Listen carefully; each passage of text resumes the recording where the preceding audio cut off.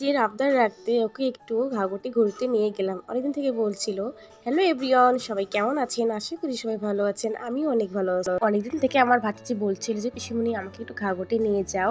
তো আমি সময়ের কারণে ওকে নিয়ে যাইনি। আর ওরাও ছুটিতে এবার ঈদে আসছে। তো ভাবলাম ওকে ঘুরতে নিয়ে যাই, কারণ ওরা আগামীকাল চলে যাবে। তো আমরা এখানে 4 জন যাব। আমি, আমার 2 টা ভাতিজি আর এই যে শয়তান, ও উঠছে গাড়িতে। ও নাকি আমাদের সঙ্গে যাবে, কিন্তু ওকে আমরা আবার রিস্কার সঙ্গে পাঠাই দিব।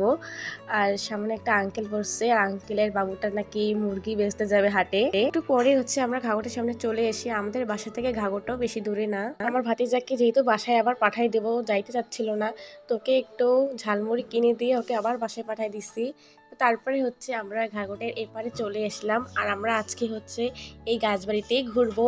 এই যে আমার একটা ভাতিজি, আর একটা ভাতিজি আছে আমার কাকাতো ভাইয়ের মেয়ে। তো ও অনেকদিন থেকে বলে যে পিসিমণি তুমি সকালে হাঁটতে যাও, আমাদেরকেও নিয়ে যাওয়া ঘাগটে।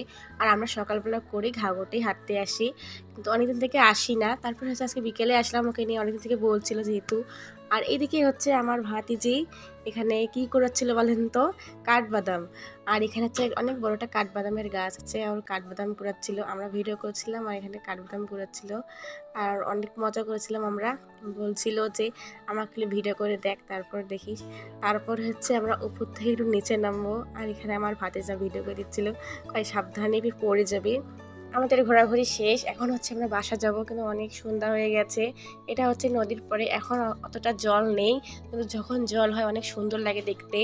এই যে তো ঘাগরকে আমরা এখন বিদায় দিলাম, বাই বাই ঘাগর।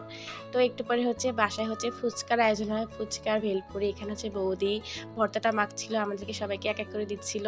সবাই অনেক মজা করে ভেলপুরি আর ফুচকাটা খেয়েছিলাম। এখানে আমাদের বাবু বলছিল যে মামুনি আমিও খাবো, ওকেও দিয়েছিলাম, কিন্তু ওকে ভর্তাটা দেইনি। তারপরে এই তো অনেক দুষ্টুমি করছিল। ভিডিওটা কেমন লাগলো অবশ্যই কমেন্ট করে জানাবেন। ভালো লাগলে একটা লাইক কমেন্ট শেয়ার করে দিবেন। নেক্সট ব্লগে দেখা হবে। সবাই ভালো থাকবেন, সুস্থ থাকবেন। সবাইকে টাটা।